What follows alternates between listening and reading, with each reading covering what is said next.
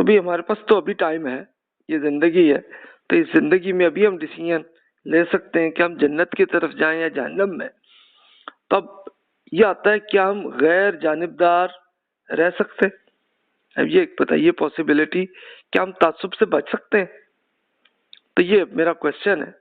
اس پہ اب آپ خود سوچئے کہ ہم کیسے امپارشل بن سکتے ہیں، اس پہ ہم غور کرتے ہیں. اب یہ دیکھیے، ایک وحید الدین خان صاحب انڈین اسکالر ہیں، انہوں نے ایک بڑی اچھی خوبصورت اگزامپل دی.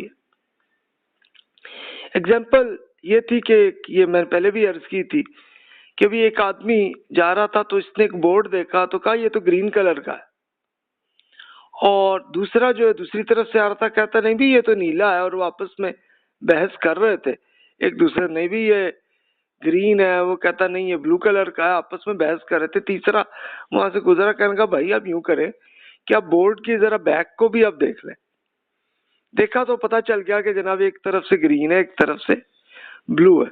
تو سیم اصل میں یہی سچویشن ہوتی ہے کہ مذہبی معاملات میں بھی جو اختلاف ہوتا ہے وہ اسی نوعیت کا ہی ہوتا ہے. اس کے ہاں کوئی یہ نہیں ہوتا، یعنی نماز تو سبھی پڑھ رہے ہوتے ہیں، روزہ حج زکوٰۃ سبھی کر رہے ہوتے ہیں، لیکن کوئی مائنر سا کچھ اختلاف ہو جاتا ہے اور اس میں آپس میں لڑائی جھگڑے اور تعصب کی شکل آ جاتی ہے.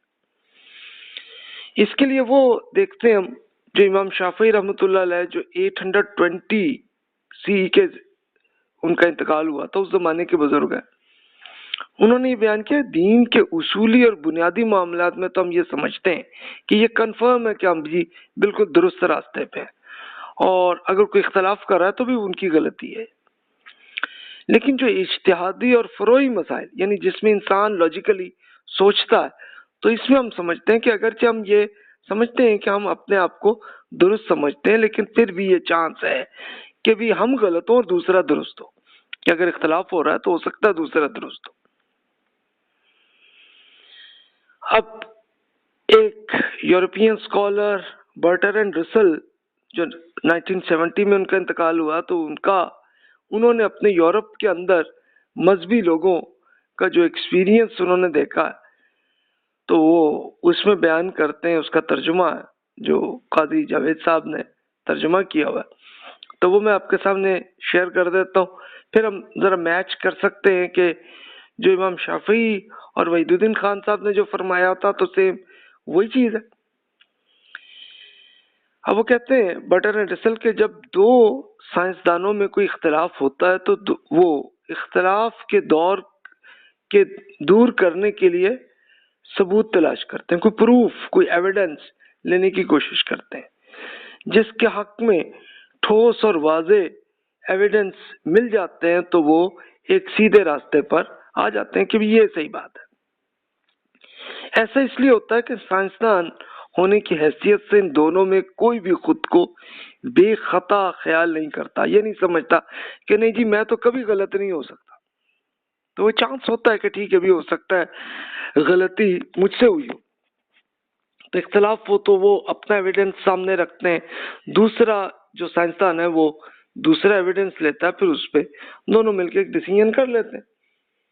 دونوں سمجھتے ہیں کہ وہ غلطی پہ ہے. اس کے برخلاف جو مذہبی لوگ ہیں ان میں اختلاف جب پیدا ہوتا ہے تو دونوں اپنے آپ کو مابرا عن الخطا خیال کرتے ہیں کہ نہیں جی ہماری تو غلطی ہے ہی نہیں جی، دوسرے کی ہے. وہ سمجھتے ہیں کہ جی کوئی غلطی ہو ہی نہیں سکتی ہمارے یہاں، اور پھر ہر ایک کا یقین ہوتا ہے کہ جی صرف وہی سیدھی راہ پہ ہے.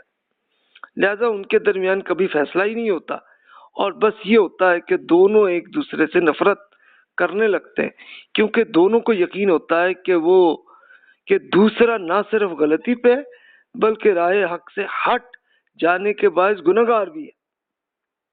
اس صورت میں ظاہر ہوتا ہے کہ جذبات بھڑک اٹھتے ہیں اور ایک عقلی مسائل حل کرنے کے لیے ایک آپس میں فساد وہ پھر پیدا ہو جاتا ہے.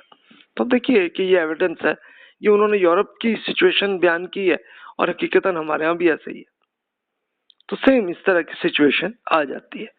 تو اب آپ خود ذرا میچ کر لیجئے کہ وحید الدین خان صاحب نے اور امام شافعی کا اور برٹرینڈ رسل نے جو سچویشن بیان کی ہے، تو کیا خیال ہے کہ تینوں کی بات ایک ہی ہے، یا آپ خود لاجیکلی دیکھ لیں کہ ایسا ہی ہے؟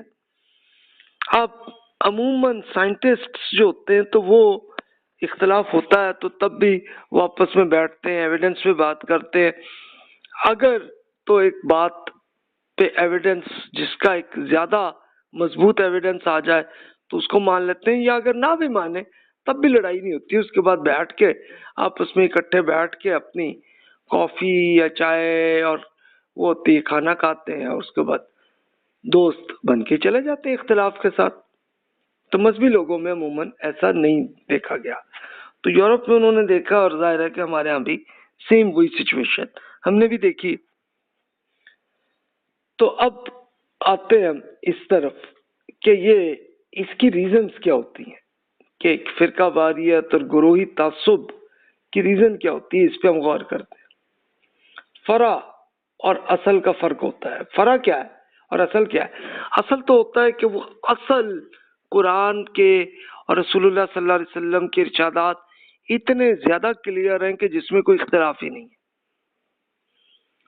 اور فرع وہ ہوتی ہے کہ جب اس کی امپلیکیشن کر رہے ہوتے ہیں تو وہاں اختلاف ہوتا ہے. اس کے لیے اگزامپل یہ دیکھ لیجئے کہ مثال کے طور پر روزے کے لیے اللہ تعالیٰ نے یہ بتا دیا کہ جناب جب فجر کا ٹائم ہوتا ہے تو آپ کا روزہ شروع ہوتا ہے، اور افطار آپ اس ٹائم کریں کہ جب سورج غروب ہو جائے. اس میں پورے مسلمانوں میں کوئی اختلاف نہیں ہے.